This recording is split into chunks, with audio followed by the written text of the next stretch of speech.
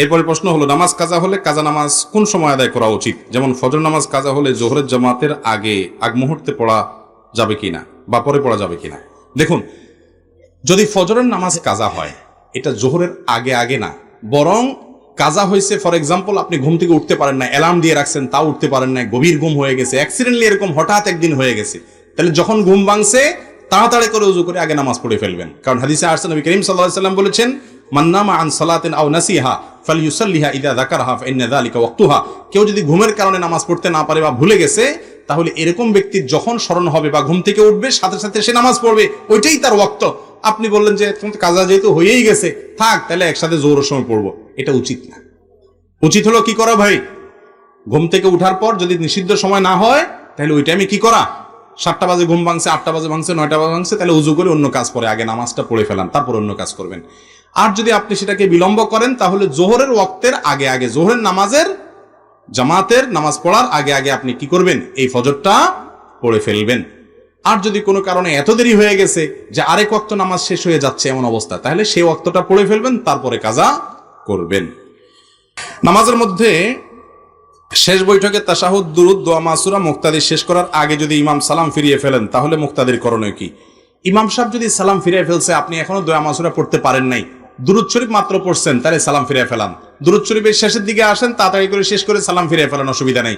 দুরুদ একটা পড়ছেন, ইমাম একেবারে 5G গতিতে নামাজ পড়তেছে, আপনারা সুযোগই দেয় নাই, আপনি বেচারা মাত্র প্রথম দুরুদ পড়ছেন, ইব্রাহিমের একটা পাঠ পড়ছেন, আর একটা এখন পড়তে পারেন, আল্লাহুম্মা সাল্লি আলা শেষ করছেন, সালাম ফিরিয়ে ফেলান, নামাজ হয়ে যাবে ইনশাআল্লাহ। ইমাম সালাম ফিরাবে, তারপর আপনি শেষ করে তারপর সালাম ফিরাবেন, অনেক বেশি যদি দেরি করেন তাহলে সেটা আপনার জন্য উচিত হবে না। কমপক্ষে আত্তাহিয়াতুটা আপনি শেষ করবেন, দুরুদ যেটুকু পারেন পড়ে এরপরে সালাম ফিরিয়ে ফেললেন, অথবা আত্তাহিয়াতুটা শেষ করলেন, বাকি যদি পড়তে নাও পারেন, ইমাম সালাম ফিরিয়ে ফেলছেন, আপনি সালাম ফিরিয়ে ফেলেন। আর যদি শেষের দিকে থাকেন তো তাড়াতাড়ি করে শেষ করে সালাম ফিরিয়ে ফেলবেন, তাতেও নামাজ হয়ে যাবে। এরপরে প্রশ্ন হলো, কোনো ব্যক্তি সালাতরত অবস্থায় থাকলে ওই ব্যক্তির সামনে যদি কোনো ব্যক্তি থাকে, সে কি চলে যেতে পারবে? আমি সালাত আদায় করতেছি, এই মুহূর্তে একজন ব্যক্তি আমার সামনে আছেন, তিনি লজ্জায় যাচ্ছেন না, এই মুহূর্তে আমার তাকে দেখে খুশু নষ্ট হয়ে গেল, কারণ ব্যক্তির কষ্ট হচ্ছে, বিধায় আমি তাড়াতাড়ি সালাত আদায় করলাম, কাজটা কি ঠিক করলাম? খুব দরকারি একটা প্রশ্ন। কোন ব্যক্তি নামাজ পড়লে তার সামনে হাঁটাচলা করা গুনাহের কথা। তার সামনে হাঁটাচলা করা কিসের কথা ভাই?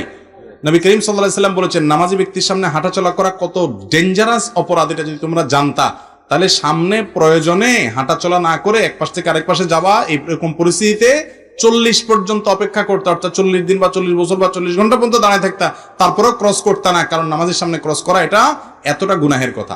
কত বেশি গুনাহের কথা জানেন? হাদিসে আসছে, নবী করিম সাল্লাল্লাহু আলাইহি সাল্লাম বলেছেন, তোমার নামাজের সামনে যদি কেউ হাঁটতে যায়, ওর সাথে লড়াই করো, এটা শয়তান।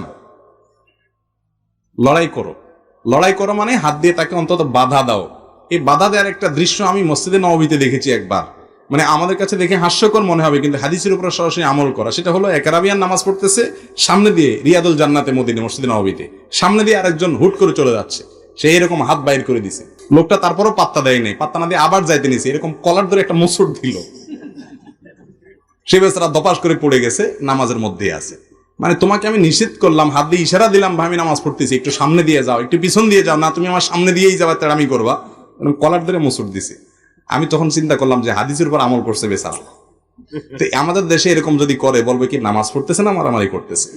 যাই হোক, হাদিসে আমাদেরকে মারামারি করতে বলা হয়নি, উদ্দেশ্য হলো ইশারা ইঙ্গিতে যেভাবে হোক আমরা যেন বাধা দেই, কেউ যেন নামাজের সামনে না যায়, এত বড় বিষয়। কিন্তু এখানে তিনটা সিস্টেম আছে, একটা না জায়েজ, বাকি দুইটা জায়েজ। আমরা না বুঝার কারণে অনেক সমস্যা তৈরি হয়। একটা হলো মুরুর, এটা না জায়েজ, আরেকটা হলো সুউদ, এটা জায়েজ, আর একটা হলো নুজুল, এটাও জায়েজ। মুরুর কোনটা? হাদিসে মান মাররা বাইনা ইয়াদাইল মুসাল্লি, এরকম আসছে, মুসল্লি বা নামাজি ব্যক্তির সামনে যদি ক্রস করেন সেটা নিষেধ। ক্রস কোনটা? নামাজি এই লেভেলে আছে, আপনি এই পাশে আছেন, এই পাশ থেকে আপনি ওই পাশ গেলেন, তাহলে এটা ক্রস হলো। অথবা আপনি এই পাশে আছেন, সেখান থেকে এই পাশে গেলেন, তাহলে এটা কি হলো? ক্রস হলো, এটা নিষেধ। নামাজির ঠিক বরাবর সামনে আপনি বসে আছেন, একদম বরাবর স্ট্রেট, তাহলে আপনি যদি উঠে আস্তে করে এক পাশে চলে যান, ডানে বা বামে, এটা কিন্তু নিষেধ না, এটাকে বলা হয় নুজুল, নামা, চলে যাওয়া। আর একটা হলো সুউদ। সুউদ কোনটা?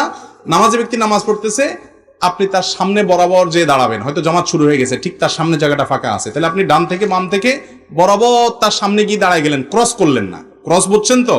মানে এক পাশ থেকে আরেক পাশে যান না, ঠিক তার সামনে বরাবর গিয়ে দাঁড়ায় গেলেন, এটা কিন্তু নিষেধ না, এটা হলো সুউদ। হাদিসে শুধু মরুরটা নিষেধ, অর্থাৎ ক্রসিংটা নিষেধ, কিন্তু সামনে থেকে পেছনে সামনে থেকে পেছনে কিংবা পেছন থেকে সামনে বরাবর দাঁড়ায় গেলেন, এটা নিষেধ না, কারণ এটাতে মনোযোগে নষ্ট হয় না। সামনে থেকে এক পাশ থেকে আরেক পাশে আসা যাওয়া করলে সেটা কি হয়, নামাজের মনোযোগ নষ্ট হয়, এই জন্য ওইটা নিষেধ।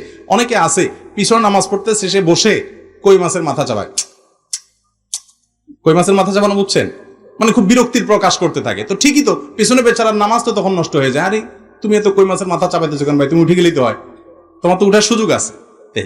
এটা না বোঝার কারণে অসুবিধা হয়। আর উঠার সময় যদি আপনি একটা সূত্রা দিয়ে উঠে যান তাহলে তার কোনো কথাই নাই, সেটা তো আপনি অবশ্যই করতে পারেন। সূত্রা দেওয়ার পরে নামাজের সামনে কোনো একটা লাঠি থাকলো, এরপরে আপনি লাঠির ওই পাশ দিয়া আউটসাইড দিয়ে হাঁটাচলা করলো, অসুবিধা নাই। তারপরও একান্ত প্রয়োজন ছাড়া হাঁটাচলা করবেন না। আর যিনি নামাজে দাঁড়িয়েছেন তার উচিত হলো, কর্তব্য হলো, তার সামনে মানুষের হাঁটাচলা ব্যাঘাত হতে পারে, তিনি লম্বা নামাজের নিয়ত করেন, এরকম যদি থাকে তাহলে অবশ্যই তিনি নিজে সূত্রা রেখে তারপর নামাজ পড়বেন। হাদিসে নির্দেশ আসছে কেউ যদি নামাজ পড়ে সে কোনো কিছুকে সামনে রেখে নামাজ পড়বে, যাতে করে মানুষের চলাচলে অসুবিধা না হয়। এটা তারও কর্তব্যের অংশ। আর যারা চলাচল করবেন তারাও এই বিষয়টাতে অ্যালার্ট করবেন। অনেকে আছে এটা খেয়াল করে না, মসজিদের মাঝখানে বিসমিল্লাহ আল্লাহু আকবার দাঁড়ায় গেছে, মানুষ কেমনে চলাচল করবে না করবে কোনো হুঁশ নাই, এটা দায়িত্ব জ্ঞানহীনতার কাজ। তারও কর্তব্য সেভাবে দাঁড়ানো। যদি কোনো ইমাম তাকবীরে তাহরিমার পর সানা না পড়ে কেরাত শুরু করে, ওই ইমামের পিছনে নামাজ পড়া কতটা যুক্তিসঙ্গত? ইমাম সানা না পড়ে দিয়ে কেরাত শুরু করে, মানে আল্লাহু আকবার বলেই শুরু করে দিয়েছে আলহামদুলিল্লাহ বলে আলামিন, আপনি বুঝতে পারছেন যে ইমাম সাহেব সানা পড়েন নাই, তাতে নামাজ হয়ে যাবে। কিন্তু নিয়মিত যদি এরকম করেন তাহলে এটা ইমাম সাহেবের কোনো ভালো গুণ না। ওই ইমাম সাহেবকে নসিহত করা উচিত যে হুজুর, নামাজের মধ্যে প্রতিটা সুন্নত আদায় করলে নামাজটা পারফেক্ট হয়, পূর্ণতা পায়, আপনি কেন অপূর্ণাঙ্গ রাখবেন, তাকে বুঝাবেন। তারপরে যদি তিনি না করেন আপনার নামাজ হয়ে যাবে, কোনো অসুবিধা নেই, ওনারও নামাজ হয়ে যাবে। কারণ সানা পড়াটা ফরজ না ওয়াজিব? নামাজের মধ্যে শুরুতে সানা পড়াটা ফরজ না ওয়াজিব? সুবহানাকাল্লাহুম্মা পড়া কি ফরজ? ফরজও না ওয়াজিবও না। যার কারণে এটা যদি ছুটে যায় তাতে নামাজ হবে না, ব্যাপারটা সেরকম না। কিন্তু সুন্নত ছাড়া নামাজ হলো, ইচ্ছাকৃত এরকম যদি প্রায় সময় উনি করেন তাহলে এটা ত্রুটিপূর্ণ নামাজ হলো। লবণ ছাড়া তরকারির মতো, তরকারি হয়ে গেল কিন্তু লবণ ছাড়া থাকলো, এটা তো ভালো জিনিস না। সেই জন্য ইমাম সাহেবকে নসিহত করতে হবে। আর কর্তৃপক্ষ যদি দেখে যে না ইমাম সাহেব সবসময় এরকম করেন তাহলে তাকে বাদ দিতে হবে। হ্যাঁ, এরপরে প্রশ্ন হলো মাজারে কি কোনো ইবাদত আছে? ভাই মাজারে কোনো ইবাদত আছে? মাজারে ইবাদত আছে, একটা আমল আছে। সেটা কি?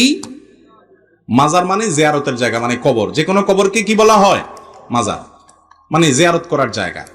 কবরস্থানে গেলে একটা আমল আছে, এটা হলো কবর জিয়ারত। সে আমলটা কি ভাই? কবর জিয়ারত। সালামুন আলাইকুম দারা কওমিন মুমিনিন ওয়া ইন্না ইনশাআল্লাহু বিকুম লাহিকুন, নাসাল্লাহু লানা ওয়া লাকুমুল আফিয়া। হে ঈমানদার বাসিন্দা যারা এই কবরে শুয়ে আছো, তোমাদের প্রতি শান্তি বর্ষিত হোক। আমরা তোমাদের পেছনে আসতেছি, আমরাও এই জায়গায় আসব, তোমরা আগে গেছো, আমরা পরে আসব। আল্লাহর কাছে তোমাদের সুখ শান্তি প্রশান্তি আখিরাতের জীবনে এটা দোয়া করি, কামনা করি। বাস এই দোয়া পেশ করবেন, এটাই হলো কবরে যাওয়ার আমল। কবরে যাওয়ার পর সেখানকার মানুষের কাছ থেকে কোনো কিছু চাওয়া, দোয়া করা, মোমবাতি আগরবাতি জ্বালানো, ফুল দেওয়া, এরকম কোনো আমলের কথা কোরআন হাদিসে নির্দেশ করা হয় নাই। সেখান থেকে যদি কিছু পাওয়া যাবে, তার কাছে অলৌকিক শক্তি আছে, আপনি বিশ্বাস করেন, তাহলে সেটা আপনার ঈমানের জন্য ক্ষতিকর বিশ্বাস। এটা কোনো মুসলমানের বিশ্বাস হতে পারে না। ওয়াইদা সাআলতা ফাসআলিল্লাহ ওয়াইদা ইসতাআনতা ফাসতাইন বিল্লাহ। নবী সাল্লাল্লাহু আলাইহি ওয়াসাল্লাম বলেছেন, কিছু চাইলে আল্লাহর কাছে চাইবা, সাহায্য চাইলে আল্লাহর কাছে সাহায্য চাইবা। আল্লাহ তাআলা আমাদেরকে বুঝার এবং আমল করার তৌফিক দান করুন।